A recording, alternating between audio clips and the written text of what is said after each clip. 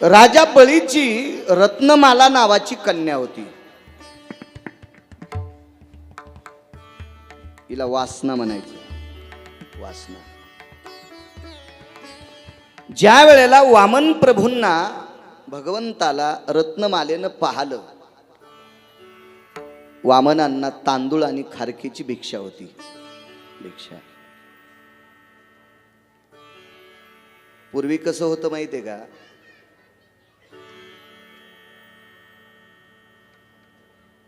तुमच्या आडनावातली माणसं भागवतकार होती मराठवाड्यात, एक नंबर. कोणा नाही कोणी डोकं लावायचं. मराठवाड्यात एक नंबर.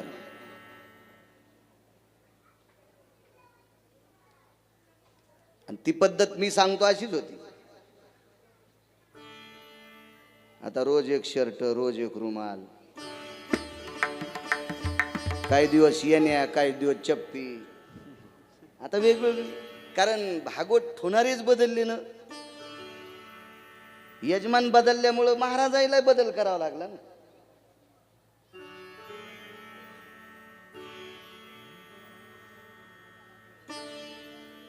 आमच्याकडे एक भागवत झालं. ते भागवत आता एका प्रकार राजा बळीने विश्वजित नावाचा यज्ञ केला प्रकार. काय उदात्त अंतकरणाचा राजा बळी, त्या बळीच्या द्वारामध्ये भगवान वामनांच्या रूपात आले प्रकार.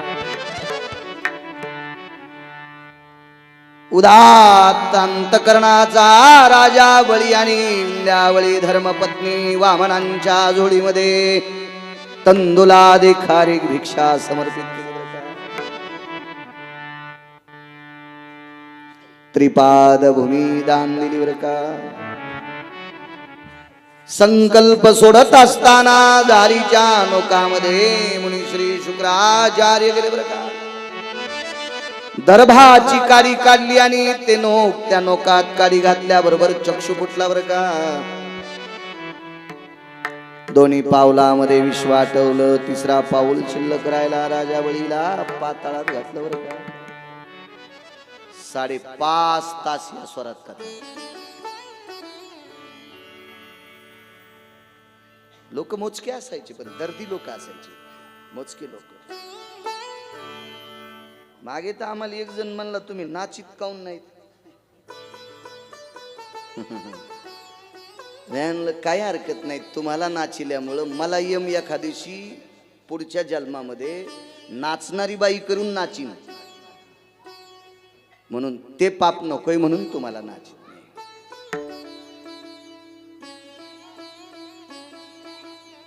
काय पुरुषांनी नाचायला काय हरकत नाही, पण दोन्ही सोबत नाचणं चूक आहे, म्हणून नको. फार पद्धत गोड होती भागवताची, फार गोड पद्धत. आजही आमच्या शेलूला नंदकुमार महाराज पुराणिक गोंदीकर गेली 20 वर्षापासून कथा करतात. एकाच व्यक्तीची कथा 3 ठिकाणी. केशवराज बाबासाहेबांच्या मंदिरात, कालिंका मातेच्या मंदिरात, इकडे जगदंबा मंदिरात शेरेगल्लीमध्ये. गोडशी पद्धत, गोडशी.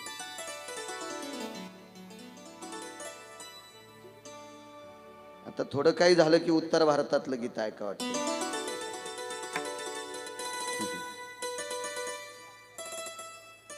आणि उत्तर भारतातली लोक आपल्याकडचं काहीच सांगणार नाही.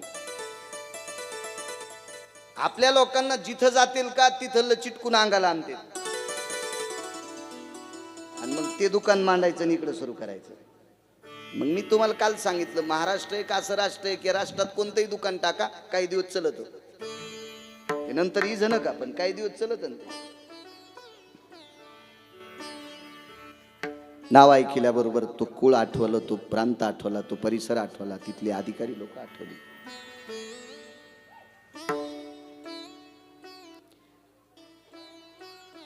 शिऱ्या भाताची पंगत होती. शिरा भात जुना काळ होता. कोराडीला भागवत चालू होतं.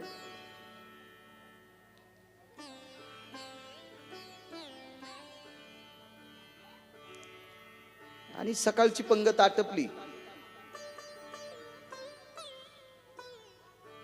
तुमच्या इथली पद्धत आहे, पण मी आतापर्यंत जेवढी भागवत केली, आरती झाल्याबरोबर मंडपात पंक्ती, मी अशी भागवत केली आतापर्यंत. हे पहिलं भागवत.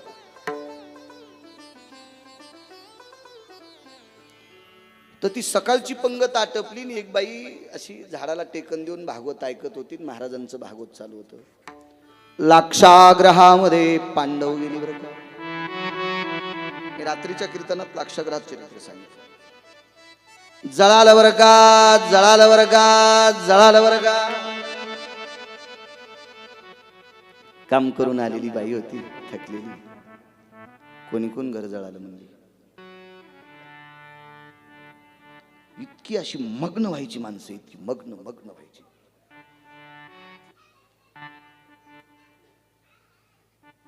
ती तात्विकता नाही, तो अधिकार नाही, त्याच्यामुळे ती फलश्रुती पण नाही.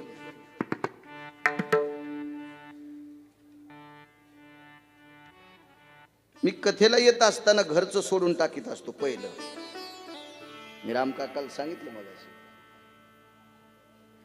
आणि इथं आल्यावर मग भूदेवाच्या हाताने आपण बांधून घ्यायचं. पण मी त्यांना संकल्प सोडावा लागतो. मम मुक्तेशो यजमान बंदिस्तहा. यजमानाने शिमोल्लंघन करायचं नाही असं ब्राह्मणाला मी मंत्रोच्चारात संकल्पात मला कीर्तन करायला मोकळं सोडी जा, असं मला कंकण बांधी जा. मी कोणतंच बांधलं नाही. मी सांगितलं त्यांचं कारण त्यांना.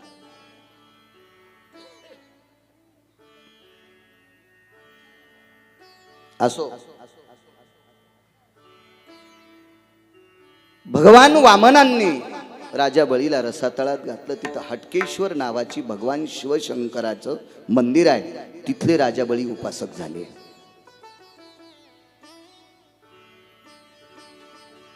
मोठ्या व्यक्तीचा पुरावा आहे, अधिकारी व्यक्तीचा पुरावा आहे. श्रावण मासामध्ये बळी 12ची 12 ज्योतिर्लिंगाला वरे येत असतात. बळी चिरंजीव आहेत, वरे येत असतात. वरे एका ज्योतिर्लिंगाच्या दर्शनाकरता आल्याच्या नंतर पांडवांचा गर्व हरण केला बळीने. भगवंतानं नेलं. पांडवांच्या यज्ञामध्ये मी बोलून गेलो, 43,832 लोक एका पंक्तीला जेवत होते.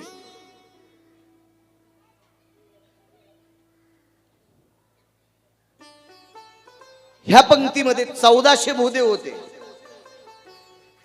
अग्निहोत्री, याज्ञिकी परिपूर्ण 1400. प्रत्येकाला सोन्याचं ताट जेवायला होतं. पण एका महाराजांना रातांधळ होतं. प्रत्येकाला पर्णकुट्या होत्या. पर्णकुटीमध्ये ताट ठेवून द्यायचं. पंक्ती हवन झाल्याच्या नंतर आपोआपल्या पंक्ती असायच्या, त्या पंक्तीला जेवायला बसायचं. आपलं ताट विसळून पुन्हा भानोशीला ठेवून द्यायचंय. पण रातांधळा असल्यामुळं संध्याकाळच्या पंक्तीला बऱ्यापैकी त्याला कुठंतरी कण राहायचे, उंदीर यायचा, ते ताट खाली पाडायचा. बघता बघता ते ताट भग्न झालं. आणि एके दिवशी ताट पडल्याच्या नंतर त्याचा कोपरा थोडा खुडला गेला. ताट यज्ञ आटपल्याच्या नंतर भांडारगृहात जमा केला. ताट नाव नोंद केली. त्या खजिनदाराकडे ताट जमा केलं. पण मोरडेला कोपरा महाराजांच्या पिशवीत त्याच्या घरी गेला. बळी किती अधिकारी होते पहा. भगवान श्रीकृष्ण परमात्मा आले. धर्मराजा, अर्जुन, नकुल, सहदेव, भीम ही सगळी बसलेली. भांडारगृहाच्या खजिनदारानं सांगितलं, आपल्याला सर जेवढी ताटं होती तेवढी ताटं महाराज लोकांनी जमा केली, पण एका ताटाचा कोपरा हरवलाय. ते ताट कोणाला दिलं तर म्हणजे देवळालीच्या महाराजांना. आमचे नाव अमोल राहुल देवा. राहुल देवाला ताट दिलं तर म्हणले चला देवळालीला. देवळालीला आल्याच्या नंतर मग राहुल देवाला इथून नेलं हस्तिनापुरात, इंद्रप्रस्थात. भगवंताला बोलून घेतलं. म्हणले राहुल देवानं ते कोपरा त्यांच्या पिशवीत गेला. काय त्यांनी सांगितलं, मला असा असा आजार होता, ताट खाली पडलेलं होतं, ताट तुम्हाला जमा केलं, पडल्यामुळं त्याचा कोपरा तुटला. आणि अनावधानानं ताटाचा कोपरा माझ्यासोबत पिशवीत आलाय. तो काही मी विकला नाही. हात कोपरा तुमची तुम्हाला समजलं. आता काही संबंध आहे का? तरी चंचळ 5 पांडवापैकी एकाच्या तोंडातून एक सहज शब्द पडला. ज्या महाराजांनी चोरी करून परत केली पण शिक्षा काय द्यायची? मला वाटतंय पंढरपुरातल्या मालकाला सहन झालं नसावा. बळीचा पुरुषार्थ सांगतोय. बळीचा देवानं सांगितलं, अर्जुना धर्म हा न्याय मला देता येत नाही. एक महात्मा आहे, श्रावण महिना चालू होता, एका ज्योतिर्लिंगावर एक महात्मा भेटेल, आपण त्या महात्म्याकडे जाऊ. हे राजा बळी होते.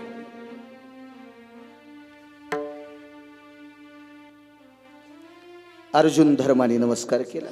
नमस्कार. काय आमच्याकडे यज्ञामध्ये महाराज लोकांना ताट जेवायला सोन्याची होती, पण एका महाराजांनी ताट जमा केलं, पण त्याचा कोपरा त्यांच्या पिशवीत गेलता.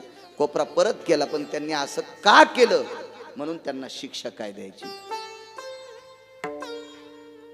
बळीनं उत्तर काय दिलं, ज्याच्या राज्यामध्ये महाराज आला,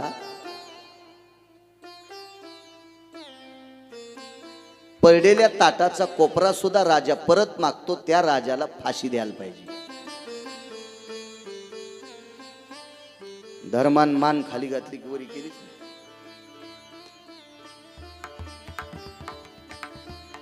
भगवंतांना आलेल्या रस्त्यानं पांडवांना नेलं नाही, समोरच्या रस्त्यानं चाल. पुढे एक पिवळा धमक पर्वत दिसत होता, बळीने एक यज्ञ केलता. त्या यज्ञामध्ये प्रत्येकाला पात्र जेवायला सोन्याची होती. मी अगोदर बोलून गेलो तुम्हाला. आणि जर कोणी अन्नदान केलं असेल तर त्याला पात्र फ्री मध्ये होते. हे तिघ जण पाहिले की तीन गंठुडे बांधले, धर्माला, अर्जुनाला आणि कृष्ण परमात्म्याला. तिथल्या व्यक्तीने गंठुडे बांधले. तिथे गेल्याबरोबर आता अर्जुनाने विचारलं, महाराज या पात्राची किंमत काय. ते म्हणला, किंमत विचारल्यावर हानते.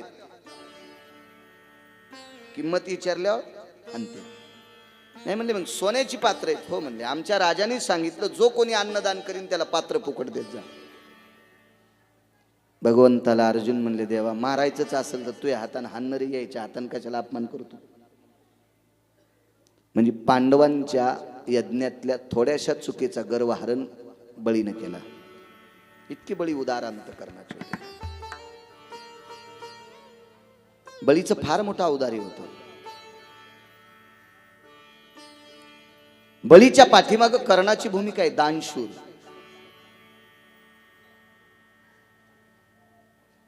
दानामध्ये कर्णाचा कोणी हात धरू शकत नाही. कर्णाची परीक्षा पाहण्यासाठी पंढरपुरातल्या मालकाने एका महाराजांचं रूप घेतलं. तशी 6 वेळेस परीक्षा झाली. एकदा भानुमतीचे दागिने काढून दिले ते कर्णानं. भानुमती ही दुर्योधनाची पत्नी होती आणि महाराजाच्या रूपामध्ये भगवान आले, सांगितलं अन्न सत्र करायचंय.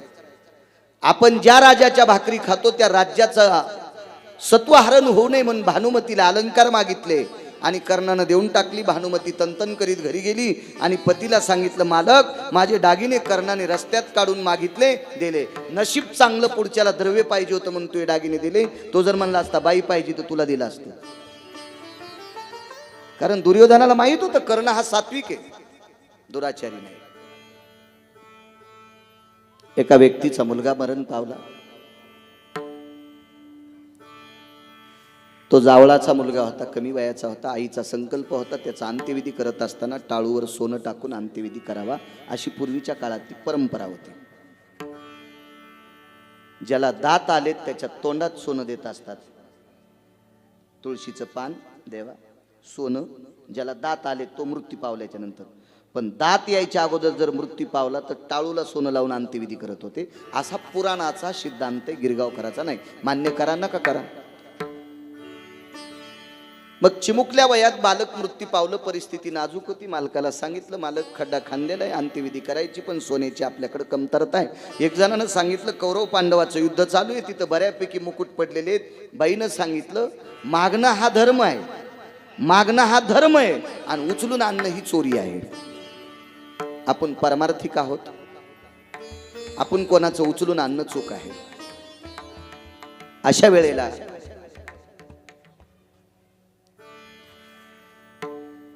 बाईचे मालक चतुर होते. त्यांच्या लक्षात होतं कर्ण नावाची व्यक्ती दानशूर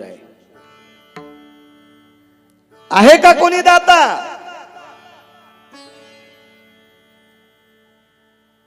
युद्ध सुरू होताना दुदुंबी नावाचं वाद्य वाजत असते.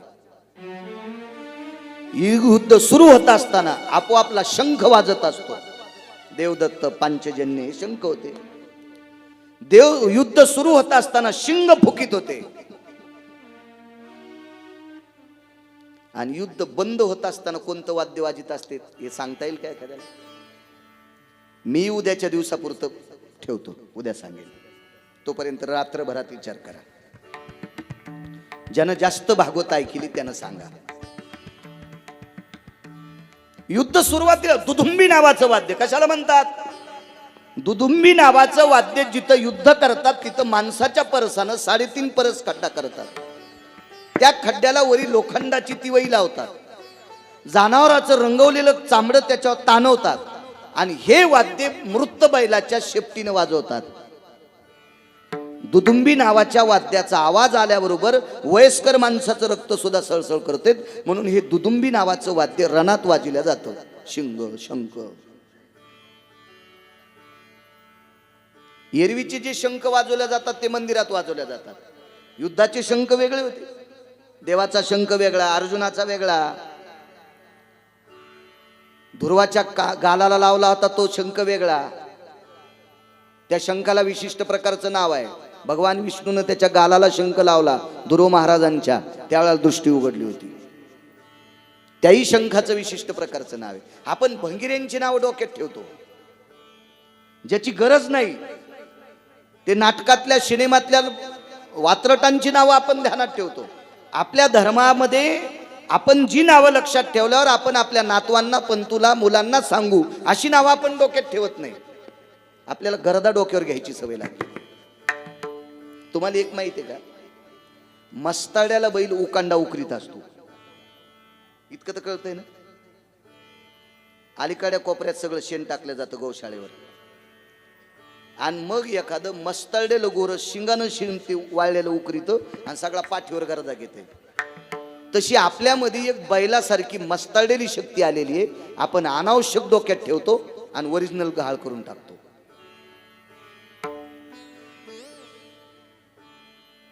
एखाद्या कीर्तनकाराने जर अभंगाला धरून कीर्तन केलं असेल तर तो अभंग 10 वर्षाच्या नंतर तरी लक्षात राहावा. याला म्हणते श्रोता. काय गाणं म्हणलं होतं रावते आहे ना, कोणतं तामक ते लक्षात राहते. ते लक्षात राहते. चला, कर्ण धारातीर्थी पडलेल्या, युद्ध बंद झालेले. कर्णाचं डोकं सारथ्याच्या मांडीवर आहे. दाता हा शब्द ऐकल्याबरोबर कर्णाने डोळे उघडे आणि सारथ्याला सांगितलं, का रे, आई वडील जितकं मुलावर प्रेम करतात तितकं मी तुझ्यावर केलं असेल तर तुला माझी शपथ आहे, त्याला इथपर्यंत आमंत्रित कर. आवाज दिला. कोण? या. काय काय काही नाही, म्हणजे कर्ण महाराजांकडे आलतो. सारथ्यानं सांगितलं, हे कर्ण आहेत. पळसाच्या फुलासारखं लालबुंद शरीर कर्णाचं झालेलं आहे, डोकं मांडीवर घेतलेलं आहे. पुढच्या व्यक्तीने सांगितलं, येतो मी. का? मी मागण्यासाठी आलतो. मुलगा मृत्यू पावला, त्याच्या टाळूवर सोनं झाकायचे. कर्णाच्या माळा तुटलेल्या होत्या, बोट तुटल्यामुळे मुद्रिका तुटल्या होत्या. कर्णाकडे सोनं दान करण्यासाठी काही नव्हतं. पण कर्मनो गहनोगती, कर्णाचे दात सोन्याचे होते, बशिलेले नव्हते. बशिलेले नव्हते. कर्णाला दात सोन्याचे होते. अशा वेळेला कर्णाने आपल्या सारथ्याला सांगितलं, एक काम कर, मरता मरता दान करण्याचा योग आलाय. विटेवरच्या मालकाचं स्तवन केलं, द्वारकाधीश श्रीकृष्ण परमात्म्याचं स्तवन केलं. देवा, जाता जाता दान करण्याचा योग आहे रे, मला काही बुद्धी दे. बुद्धी सुचली आणि सारथ्याला सांगितलं, एकच काम करतो, आई लेकरावर प्रेम करते, इतकं प्रेम जर मी तुझ्यावर केलं असेल तर या सात्विक वात्सल्य स्वरूप पितृस्वरूप मालकाची तुला शपथ आहे, भातोड्यातला तीर काढा आणि माझे दात पाड. कसे पाडा वाटतील? पण शपथ मध्ये बंदिस्त केलं आणि कर्णाच्या तोंडात तिवई घातली आणि कडेल दिशी दात पाडले. हात अलीकडे वढला आणि तोंडातले दोन्ही दात सोन्याच्या हातावर थुंकले. पण पुढचा व्यक्ती इतका अधिकारी होता. अशुद्ध हा तिरहस्यतीम नैवम दाता. अशुद्ध म्हणजे रक्त, रक्त लागलेलं द्रव्य महाराजानं घेऊ नये. वेळ 1 मिनिटभर शिल्लक आहे आयुष्य संपायला, फक्त 1 मिनिटभर. कर्णाने लक्षात घेतलं, जाता जाता मरता मरता एका महात्म्याला, एका महाराजाला सोनदान करण्याची संधी आली, पण बेटा रक्त या दाताला लागले. 5-4 सेकंदात युक्तिवाद केला आणि शूर मरताना रडत नसतो. महाराज मरताना शूर कधी रडत नसतो, पण कर्णाने रडायचं काम केलं. ते मरणाला भिवून नाही, या सोन्याला लागलेलं रक्त धुण्यासाठी डोळ्यातल्या पाण्याने कर्णाने दात धुतले, पिवळे धमक दात झाले ना आवाज दिला, महाराज या सोनं. त्या साधूने कर्णाच्या हाताखाली हात घातला आणि कर्णाने ते सोनं साधूच्या हातावर टाकलं. काय दान असेल, दानशूर कर्ण, दानशूर बळी, ही व्याख्या. तुम्हाला एक सांगू का, महाभारतामध्ये खोटं बोलायची वेळ येईल म्हणून विदुर काका हस्तिनापूरच्या बाहेर झोपडं बांधून राहिले. या खुर्ची करता पंढरपुरातल्या मालकाने धर्माला खोटं बोलायला लावलं. वदविले मुखे नारायणी धर्मान अंगुष्ट त्या कर्मासाठी गेला. जीव गेला तरी हरकत नाही, पण कर्ण खोटं बोलला नाही. सत्य बोले मुखे दुखवे अनेकाच्या दुखे, हीच विष्णूची महापूजा ना अनुभव नाही तुझ्या. कर्ण हा कौरवाच्या पक्षात होता, भगवंताच्या लक्षात होता. जिकून कर्ण तिकून जय. कारण पंढरपुरातल्या मालकानं तिकडच्या पक्षातली 4 माणसं पाप करून मारली आणि या 4हीचंही पाप पंढरपुरातल्या मालकाने फेडलं. दुर्योधना तसा मरत नव्हता. दुर्योधनाला मारण्यासाठी पंढरपुरातल्या मालकांनी सुदामा नावाच्या माळ्याचं रूप घेतलं, फुलाची हार घेतली, दुर्योधनाच्या मांडीपासून बेंबीपर्यंत गुंडाळली आणि आई पुढे नग्न उभा राहिला. दुर्योधन विचारला, आई मी अंगावर कपडे नाहीत? कपडे नाहीत. फुलाला कपडे कसे म्हणता येतील? फुलं जे द्या दोऱ्यात ओले होते तो दोरा नव्हता, तो दोरा होता दर्भाच्या काड्या, ओल्या मोळ. पितराच्या दिवशी तुम्ही कापून आणता देवा, गंगेच्या कडीचा मोळ, तो मोळ. माझी शपथ, तुझी शपथ, कपडे नाही. डोळे उघडे तर मांडीपासून नखापर्यंत वज्राचा, बेंबीपासून शेंडीपर्यंत वज्राचा, तर मांडीपासून बेंबीपर्यंत हाडा मासाचा. कोण भेटलं होतं? सुदामा माळी भेटला होता. माळी नव्हतं, द्वारकेतलं काळ होतं. शाप दिला, 5 सांभाळतोस, 100 मारतोस, एकही वाचणार नाही. 100ला 100, 56 कोटी यादव. वज्र जर सोडून दिला तर सगळे मृत्यू पावले. वज्र एकटेच वाचले. का? सुदामदेवाचे पोहे खाल भेटले होते, एका वारकऱ्याचे पोहे. मी दुपारीच रात्रीच सांगितलं ते प्रकरण. बाकी सगळे केलेल्या पापाचं प्रायचित्त. पण देव म्हणला, माझं काही जरी झालं तरी हरकत नाही, पण भजन करणारे मरता कामा नाही. इतका मात्र पंढरपुरातला मालक ठाम होता. भीष्माचार्याला मारण्यासाठी पंढरपुरातल्या मालकाने लुगडं नेसलं, शिखंडी झाला. होऊ शकते का कोणी शिखंडी? मग भीष्माचार्य. द्रोणाचार्याला मारण्यासाठी भीमाला धर्माला खोटं बोलायला लावलं. द्रोणाचार्याचं शरीर शिबिरात ठेवलं.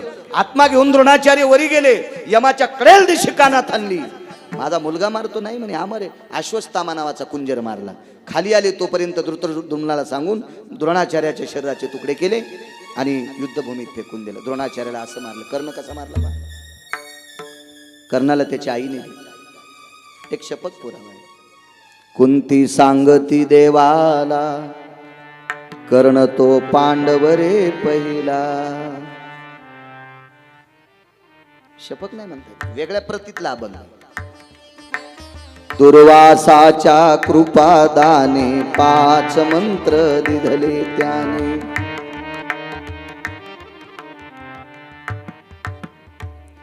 मंत्र सूर्याचा जपला, कर्ण तो पांडव रे पहिला.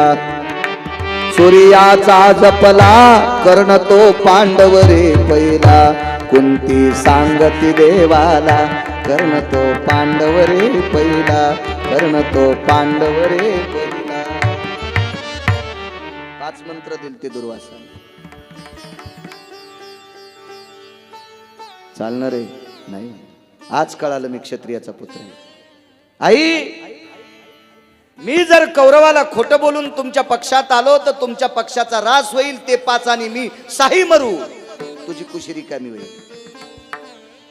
पण मला कौरवाच्या बाजूने लढू दे. कौरव जर हरले तर मी मरेल. मी जरी मृत्यू पावलं तर तुला 5 जिवंत आहेत, आणि पांडव मृत्यू पावले आणि कौरव जिंकले तर मी जिवंत आहे. कोण्याही बाजूने तुझ्यात बकिटात चेंडू आहे. नाही म्हणून कर्ण मृत्यू पावल्यावर अर्जुन हसत होता आणि कृष्ण रडत होते. वरी बसलेल्या संन्याशाने विचारलं, दोघांना मिळून मारला, एक रडतय एक हसतय, कारण काय? अर्जुनानं सांगितलं मा शत्रू गेला याच्याकरता हसतोय, आणि देवानं सांगितलं इमानदार भक्त मेला याच्याकरता रडतोय.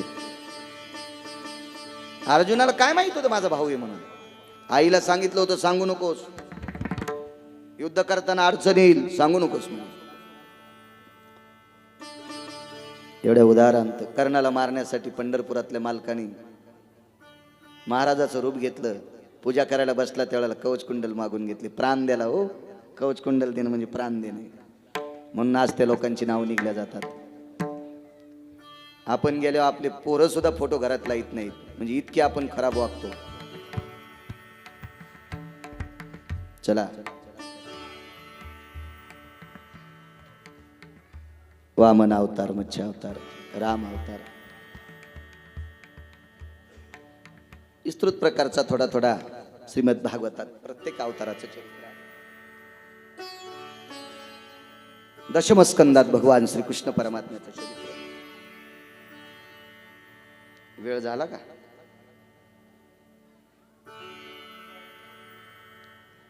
हा बरं बरं, सरपंच आहेत ना. बर बर बर बर, वाढी तो काय ताण घेऊ नका. उद्या पण मी म्हणलं तसं ऐका. उद्या 10ला कथा सुरू होईल आणि कथा आटपल्यावर पंगत होईल, म्हणजे सगळ्यांना प्रसाद मिळेल. उद्याच्या पंक्तीवाल्यानं थोडंसं काढणं शिल्लक करा, ही हात जोडून विनंती. कारण रोज अगोदर जेवण होतंय. काही काही कथा ऐकणारे तसेच जातात. उद्या मात्र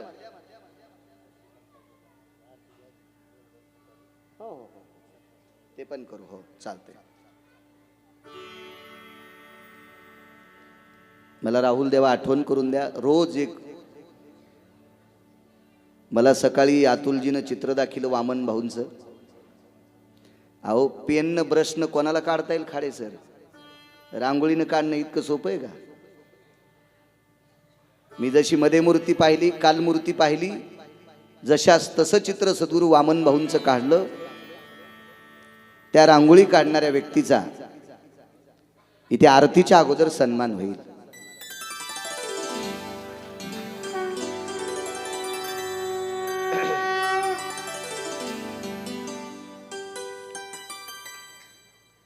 मग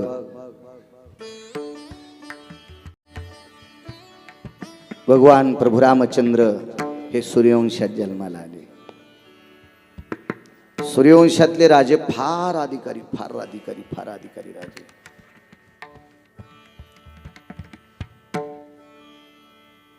प्रभू रामचंद्र जन्माला आले.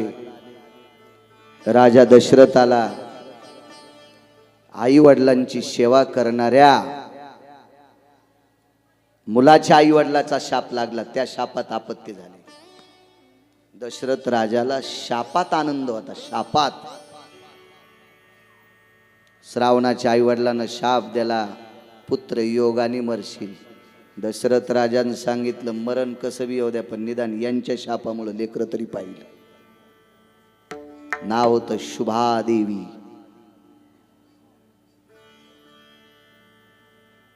जिचं नाव शुभादेवी आहे, तिच्या जीवनात अशुभ पाहण्यासाठी आलं.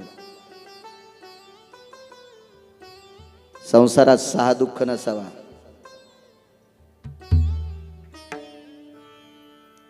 कमी वयात आपत्य जाणं, हे दुःख सहन करण्याची क्षमता कोणात नाही. आणि 40च्या आत पत्नी जाणं, हे पण एक विशिष्ट प्रकारचं दुःख आहे. वयाच्या 40च्या आत.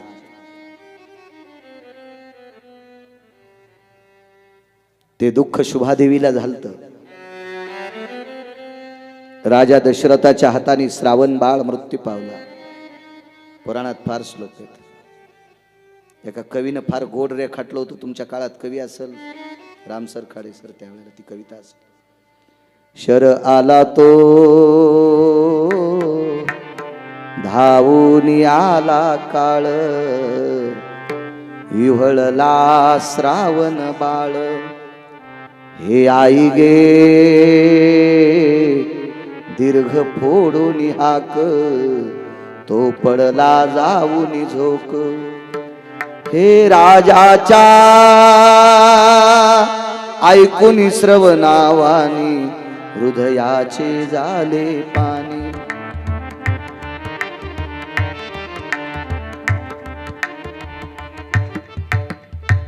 क्या बात आहे, वा. लेकराचं मायबापावर किती प्रेम असेल या कवितेतले कडवं पान तुम्ही. काही काही कविता इतक्या गोड होत्या. कवी इनामदाराने एक कविता केली ती बैलाची. तुझ्या शेतात राबून माझी सरली हयात,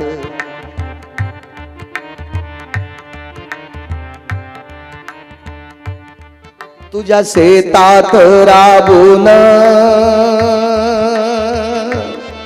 माझी सरली हयात, माझी सरली हयात, माझी सरली हयात, माझी सरली हयात.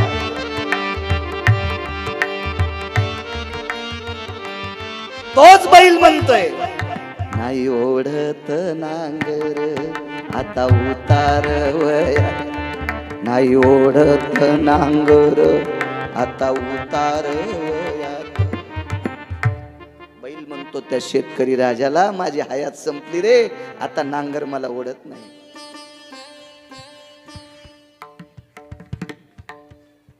त्या बैलाची उमेद असताना शेतकऱ्याने काय त्याचे लाड केले. मला चारलास गुळ,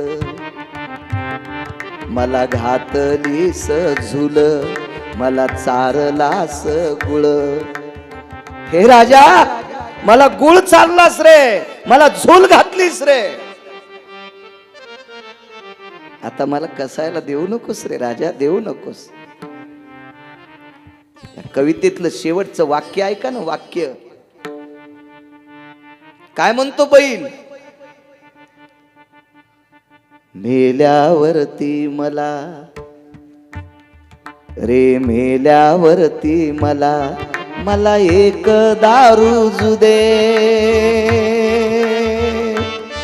माझ्या काताड्याचे जोडे तुझ्या पायात वाजू दे, माझ्या काताड्याचे जोडे तुझ्या पायात वाजू दे. बैल म्हणतो, राजा एक इच्छा आहे माझी, मी मेल्यावर माझ्या कातड्याचा जोडा तुझ्या पायात वाजावा, तुला काटे मोडू नये. काय काव्य असलं काय, मर्मतने लोक होते, मर्मतने लोक होते.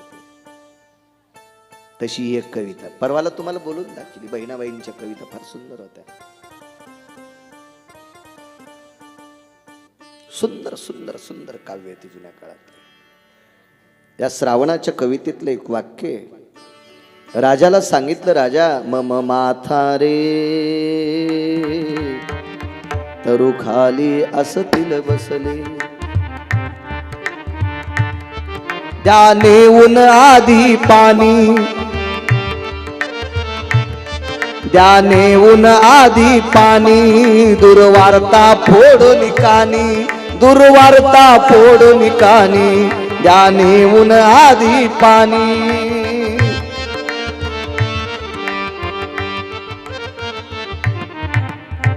राजा तुम्ही जर बोललात तर माझे आई बाबा विचारतील श्रावण कुठे. याच्याकरता माझे आई वडील बोलेपर्यंत तुम्ही बोलू नका. दुर्वार्ता फोडून कानी, द्या नेऊन आधी पाणी.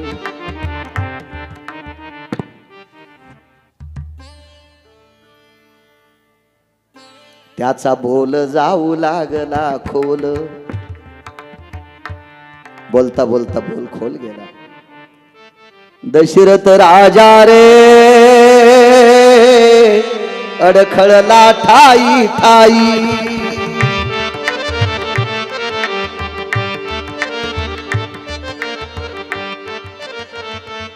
ऐकत असताना काय झालं असं राजांची दैना, देवा मला नाही, मी दुसऱ्याचं मारले, जीव गेला तरी हरकत नाही. राजा शेवटची इच्छा आहे, शाप देत नाही, पण मायबापाला पाणी नेऊन द्या. म्हणून आपल्या प्रत्येक क्षेत्रामध्ये श्रावण हे नाव आहे. आता मध्ये एक शासनाने योजना काढली होती, श्रावण बाळ योजना. पण चलिणाऱ्याला कुठं श्रावण कळतो?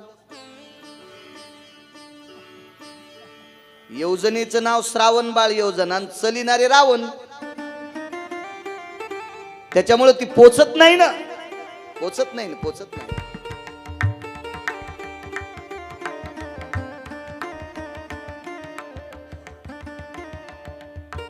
भगवान प्रभू रामचंद्र पुत्र कामिष्ट यज्ञ केला. यज्ञ नारायण प्रसन्न झाले, पायस पात्र प्राप्त झालं. 3 भाग केले. पिंड घारीने झडपिला, अंजनी मातेच्या करात पडला. तिकडं मारुतीरायांचा जन्म झाला. पवनसूत हनुमान की जय. एका भागाचे पुन्हा तुकडे केले. भगवान रामचंद्र, भगवान लखनलालजी, भगवान शत्रुघ्न, भगवान भरत, 4 पुत्र राया दशरथा. फार मोठं स्वराज्य. सूर्यवंशातले राजे होते. मर्यादा पुरुषोत्तम रामचंद्र संसारात भावानी भावाशी कसं वागावं, जावेनं जावशी कसं वागावं, सासूनी सुनेशी कसं वागावं, सुनेनी सासूस कसं वागावं, रक्तातल्या नातेवाईकात कसं वागावं, शेजाऱ्या पाजाऱ्याशी कसं वागावं, चौकटीतलं परिपूर्ण ज्ञान शिकवतं ते रामायण. आणि या इंटरनेट जगात ईश्वात फिरत असताना घर वलांडल्याबरोबर कसं वागावं याच्याकरता श्रीमद भागवत, याच्याकरता गीता, याच्याकरता महाभारत. महाराजजी एक रावण होता, ढकलं ते. आता पावला पावलाला रावणाची संख्या झाली, याच्याकरता महाभारत खिशात असणं अत्यंत गरजेचं आहे. व्यवहारामध्ये, संसारामध्ये, व्यापारामध्ये, राजकारणामध्ये, प्रत्येक क्षेत्रात वावरत असताना महाभारतातली एक एक चौकट आपल्यासाठी विवेकाची कामाची. त्याच्यापैकी कनकाची नीती असेल, त्याच्यापैकी विदुराची नीती असेल, त्याच्यापैकी अर्जुन कृष्णाचा बोध असेल, त्याच्यापैकी दुर्योधनाची नीती असेल. ही नीती आजमावल्याच्या नंतर विश्वातले किती परिचक्र डोक्यावर येत असतात, त्या प्रत्येक गोष्टीचं आवर्तन महाभारतात आहे, गरजेचं आहे. शेवटच्या टोकाला जात असताना परिपूर्ण स्थितीत किती योग्य स्थितीत विवरण करावं याच्याकरता महाभारताचा अनुषंग सांगितला, श्रीमद भागवताचा अनुषंग सांगितला, गीतेचा अनुषंग सांगितला. इकडे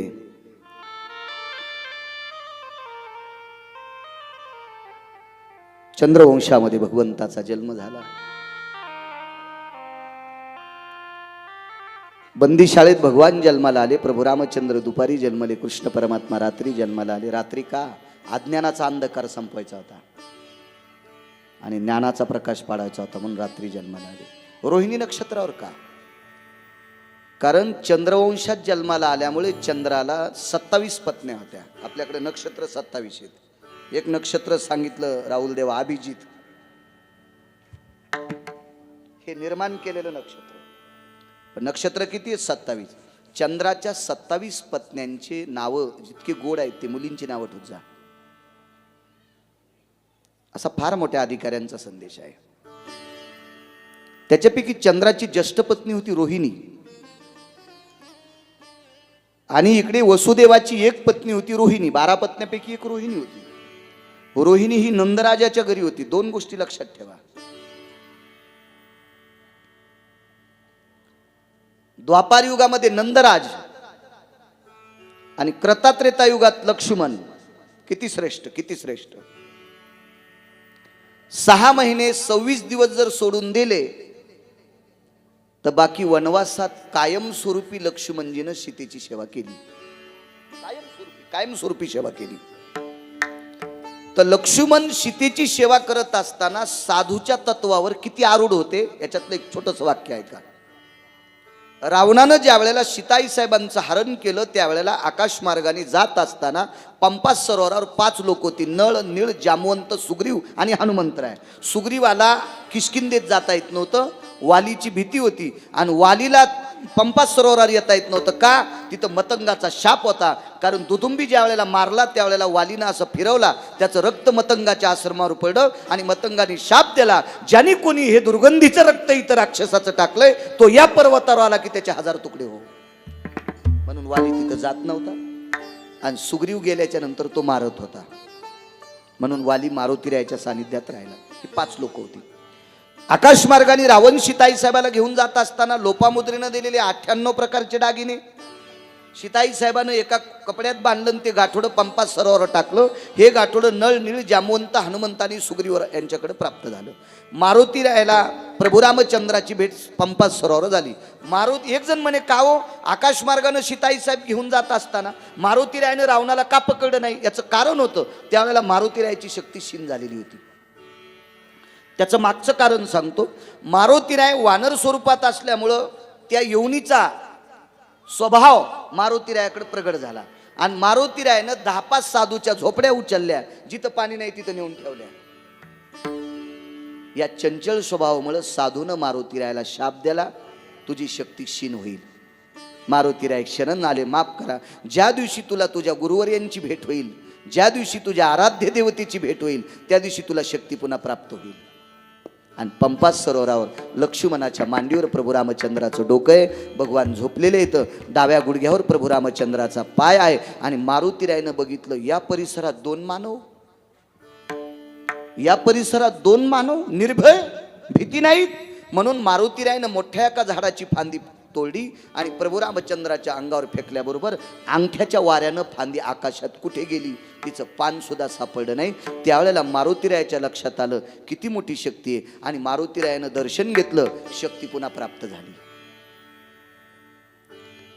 मग विचारलं काय काम आहे? सांगितलं पत्नी हरवली, दोघांचे दुःख सारखे आहेत म्हणे.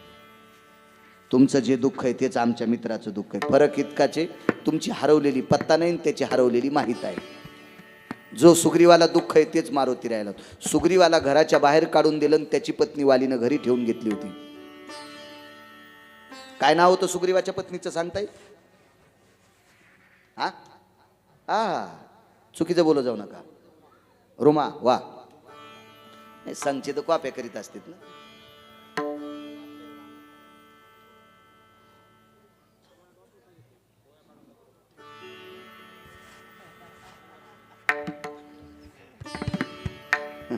ते म्हणतात मी वाचिलं ना.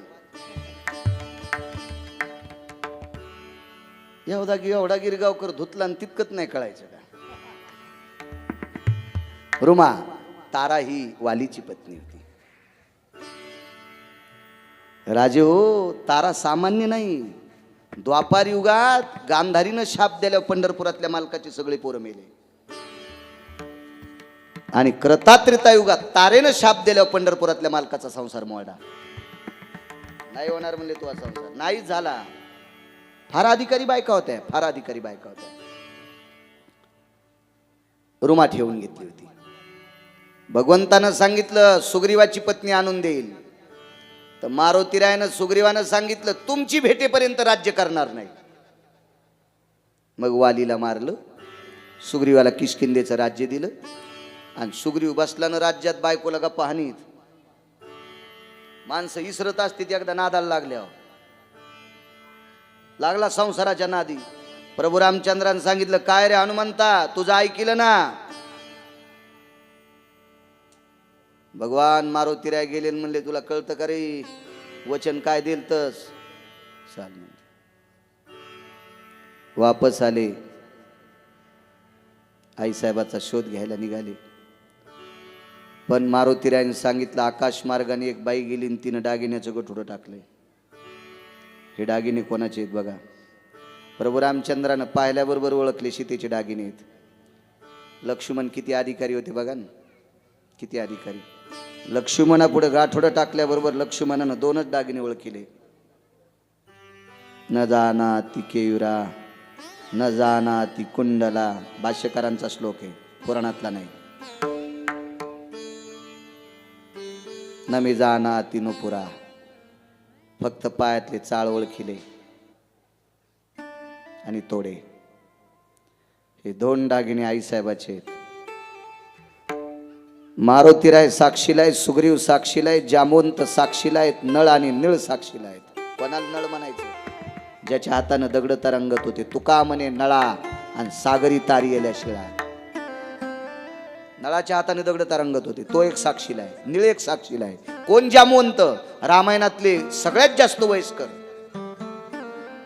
कोण? मारुतीराय, विश्वातला एक नंबरचा संन्यासी. कोण? सुग्रीव, ज्यानं सगळं शरीर देवाला समर्पित केलं, तो सुग्रीव. 5 लोक साक्षीला आहेत. आणि 5 लोकांच्या साक्षीत पंढरपुरातल्या मालकानं विचारलं प्रभू रामचंद्रानं, लखन हे नुपुरच कसे ओळखू आले सीतेचे आहेत म्हणून? लक्ष्मणानं सांगितलं, देवा वनवासातल्या काळात 6 महिने 26 दिवस जर सोडून दिलं तर फक्त मोठी भाऊजाई या नात्यानं दर्शन घेताना फक्त पायच पाहिलं. वनवासातून अयोध्येत परत येईपर्यंत सीतेचा चेहरा लक्ष्मणानं पाहिलाच नाही. याला म्हणायचं संन्यासी, याला म्हणायचं वारकरी, याला म्हणायचं साधू. आणि तो साधू नंदराज ज्या वेळेला गर्भ तिकडे आला, चर्चा झाली. पती बंदी शाळेत असताना बाई गरोदर कस काय? नंदराजाने रात्रीच्या वेळेला आकाश मार्गाकडे मुख करून देवाची स्तुती केली. देवा का रे? मोठ्या मित्राची पत्नी दिवाळी दसऱ्याच्या सणाच्या दिवशी बहीण म्हणून, मोठी बहीण म्हणून पाया पडत होतो रे. याच्या व्यतिरिक्त पाप नाही आणि आळ घेतात लोक. त्यावेळेला रात्रीची आकाशवाणी झाली आणि आकाशवाणीने गोकुळातल्या लोकांना सांगितलं, निंदा करू नका, हा गर्भ तिकडचा आहे. वृत्ती 3 झाली.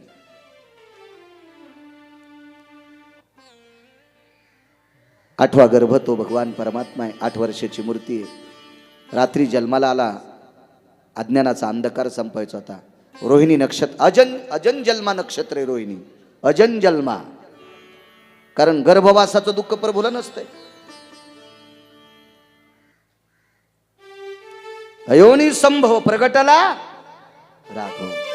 देवाला गर्भवास असतो का? सरळ सरळ प्रगट. अजन जन्मा धात्री नक्षत्र रोहिणी. चंद्राला आनंद वाटावा ज्येष्ठपद, कारण त्योंशात जन्म घेतलाय ना, म्हणून रोहिणी नक्षत्र. यमुनेमधून पहिलं पार केलं. तिथे गेल्याच्या नंतर राजाच्या दरवाजाला 4 दरवाजे होते. गाईचा दरवाजा 9 लाख गाई. तरी पण रात्री 1-1:30 वाजता उठून गाईला वैरण टाकली. याच्याकरता श्रीमंत होत असते तो माणसं. माणसाला जर मोठं व्हायचं असेल तर सतत उद्योग करावा लागेल. उद्योगवर धनते लक्ष्मी. तुम्हाला एक सांगू का? अर्थशास्त्राचा सिद्धांत आहे, व्यसनी माणसापेक्षा खाडेसर आळसी माणूस पाहिल्याच्या नंतर घातक असते. रामसर महाराज, व्यसनी माणसापेक्षा आळसी माणूस घातक सांगितल्यामुळे बाबा देवा, आळशी माणूस घातक आहे. व्यसनी आहे त्या पैशाचा नाश करतो. व्यसनी आहे त्या पैशाचा नाश करतो आणि व्यसन जर त्याला सुटतच नसेल तर काम करून पुन्हा व्यसन करतोय. पण आळशी आहे ती संपत्ती संपवतात, पुन्हा आणतच नाहीत, पिढ्यानं पिढ्या मातीत घालतात. म्हणून आळशी माणूस पाहणं सर्वात घातक असतं.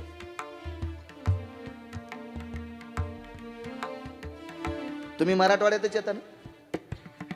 म्हणजे आपल्यावर इंग्रजाचं राज्य नव्हतं, आपल्याकडे निजामाचं राज्य होतं. निजामानं 17 आळशी पकडून ठेवली होती. त्याच्यातला एक आळशाचा सिद्धांत आहे, जांभळ आळशी. एक आळशी जांभळाखाली झोपला होता. भूक फार लागलेली होती. सगळे जांभळाचा सडा होता. लावगणीचे राय जांभळ होते. ते म्हणले खाणारच नाही, तोंडात पडतच खाई. तसाच मेला जांभळा खाली, पण उचलून जांभळ खाल्ले नाही. किती आळशी! आळशी लोकांची संपत्ती दारू पित नाहीत, पत्ते खेळत नाहीत, जुगार खेळत नाहीत, काही खेळत नाहीत आणि जवळ राहत नाहीत.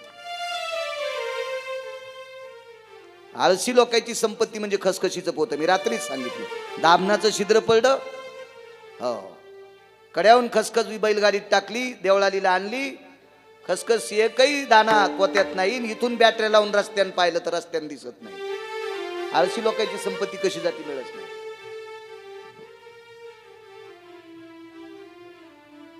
फार विचित्र असतं ताळशी.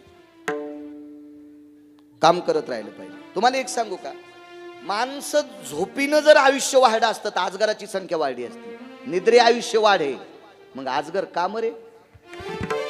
आजगर तर एकदा चौधरी अण्णा शिकार भेटल्याच्या नंतर ते 6-6 महिने बाहेर निघत नाही. एवढी शिकार पचवायची ती फक्त महाराज हवेनं पचवायची. 6-6 महिने जाळीच्या बाहेर निघत नाही. मग आजगर का मेले? निद्रे आयुष्य वाढे, मग आजगर का मरे? उलट झोपीनं जास्त माणसं मारतात. म्हणून ज्यांच्याकडे जास्त पैसे आहेत का, ते सकाळी 5 वाजताच रोड जाम केला.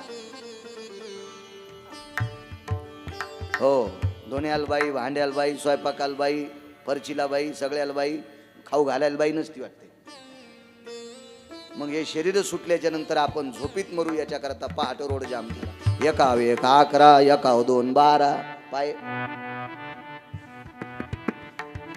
सगळ्यात जास्त मोठाले लोक रोडवर येतात. त्याला माहिती आहे आपल्याला घाम निघत नाही, याच्याकरता नाही घाम निघला आपण झोपीतच मरू. आपण कर्मभूमीवर आलो, याच्याकरता काम जे वाट्याला आलंय ते करायचं असते. 9 लाख गाई, त्याच्याकडे जमीन किती असेल? 1-1.5 वाजता रात्री गाईला वैरण टाकाय. तुम्हाला एक सांगू का, झाडानी गाय साधूचं लक्षण आहे. झाडानी गाय साधूचं रूप आहे. झाडानी गाय साधू स्वरूप आहे. झाडाकडे दोष नाही. लावणाऱ्याला बी सावली, तोडणाऱ्याला बी. लावणी जायाने केली, खांडावया घाव घाली, दोघायला एकच सावली ना. पाणी घालणाऱ्याला सावली, कुऱ्हाड घेऊन येणाऱ्याला सावली, सज्जनाला सावली, चोराला सावली. संताचं सुद्धा तेच आहे. वाल्याचा सुद्धा उद्धार केला. आपणासारखी करी ती 7 काळ, नाही काळ वेळ त्या लागी.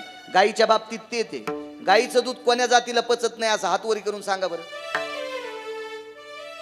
गाईचं दूध आमक्या जातीच्या लेकराईने पेल्यावर त्याला उलटी होती असं सांगा बरं.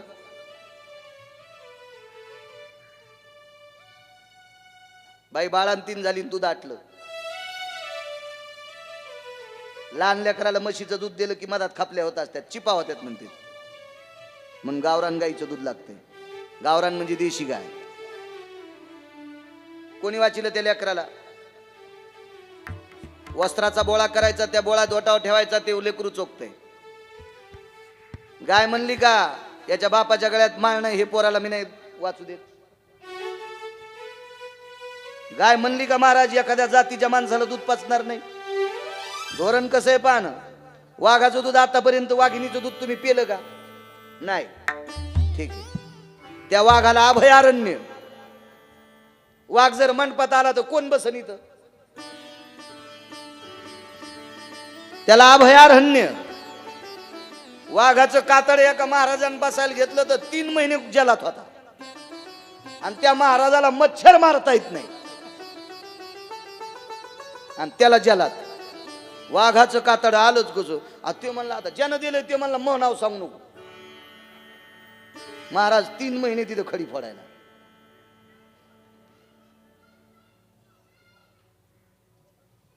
गाईच्या कातड्याचे बुट, गाईच्या कातड्याची पक्वादाला दवाली. गाईच्या कातड्याला पैशावाल्या बायकायला धोपट्या. धोपटी नाहीत म्हणत वाटतं तिला, शबनम म्हणतात का? पर्स पर्स परसत म्हणतात ना, मी धोपटीच म्हणून गेलो. गाईच्या कातड्याचे पैशावाल्याला पटे, त्याच्या डगाळा त्यात म्हणून आवळू आवळूच बेजार. पटे पटे. आणि त्या गाईला काय माहितीये का? कत्तलखाना. तिला कत्तलखाना, तिला कत्तलखाना.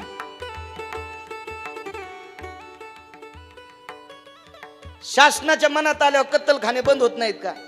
पण हे ताटाखालची कोंबडी असते तो. आपण युगच बोंबलो तो 2-2 हातानं. काय सगळं त्यांचे मिली भगत असते, ते काय ताण नाही. तुम्ही इथं भांडत जाऊ नका कोणाला. हे सगळं वरून सूत्र आलं ते, वरून वरून वरून वरून वरून. राजा बोलेन दल हाले, काल प्रमाण देल तर छत्र ज्याचे श्री. कारण ते सत्ता श्रीन कोण करी आवेर. ज्याच्या ताब्यात सत्ता आहे त्याचा आवेर कोण करतय? एक परवाला मला चिठ्ठी आली म्हणे, महाराज अंडे बंद करायचं सांगा ना. म्हणलं येडायच का काय? आणि आपल्या बोंबल्यानं कोण ऐकत? त्याच्या एका सहीनं सगळं बंद होतंय. बाळू कोहर का आडाला तो कोण ऐकत? आणि वरच्यानं महाराज मुळे महाराज एक सही केल्या चट बंद. आमच्या पुतण्याच्या गळ्यात 2 माळी येतात. जिल्हा परिषदला शिक्षक आहे, पहाटच सोलित आहे.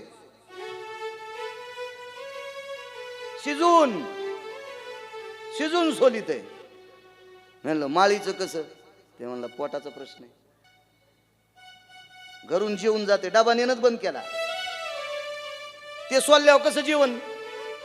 घरी पहाटे एखादं जेवत आहे, त्या लेकराला सोलून शिजून देत आहे, आणि घरी आल्यावर 5 वाजता पुन्हा एकदा आंघोळ करत आहे, मग संध्याकाळचं जेवत आहे. काय दोष आहे त्या शिक्षकाचा? एक कविता माहिती का तुम्हाला? एका दिवशी बोलून गेलतो. ज्या वेळेला इंग्रजाचं स्वराज्य होतं त्यावेळेला इंग्रजात राज्यामध्ये त्या सरकारमध्ये 3 माणसं हरामखोर होते. हिंदूचं सैन्य होतं.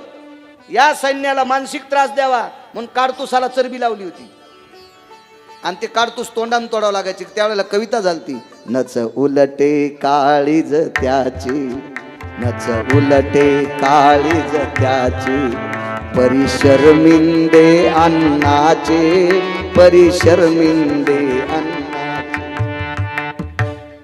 त्या सैन्याला भाकरीची पंचायत होती हो, म्हणून काहीतरी काम हिशोबाने लावले पाहिजे हो. परवाला आमच्याकडे गुरुजी आले. किती गाणी प्रश्न होते त्या याच्यात? 100 किती गाणी? 184 प्रश्न. त्याच्यातला एक प्रश्न विचारला गुरुजींनी, तुमच्याकडे विधवा बाईला संक्रांतीच्या दिवशी वाण द्यायला बोलवतात का? हसाव कराडा वाक्कल येईल. हे प्रश्न लिहिणारा कोण आहे? मला एखादा चांगला मंत्री भेटला मला विचारायचे, मला ते दाखवा बरं हे प्रश्न सांगणारा. काय गरज आहे का या प्रश्नाची? तुमच्याकडे विधवा स्त्रीला मान देतात का? काही समज आहे का प्रश्नाचा? अहो, बऱ्याच शिक्षकाला संध्याकाळी गोळ्या खाऊन झोपावं लागले हे सर्वे करताना. किती बेजार होते. काय गरज आहे काय प्रश्नाची? कोणाला बुद्धी सुचली असेल देव जाणे. चला.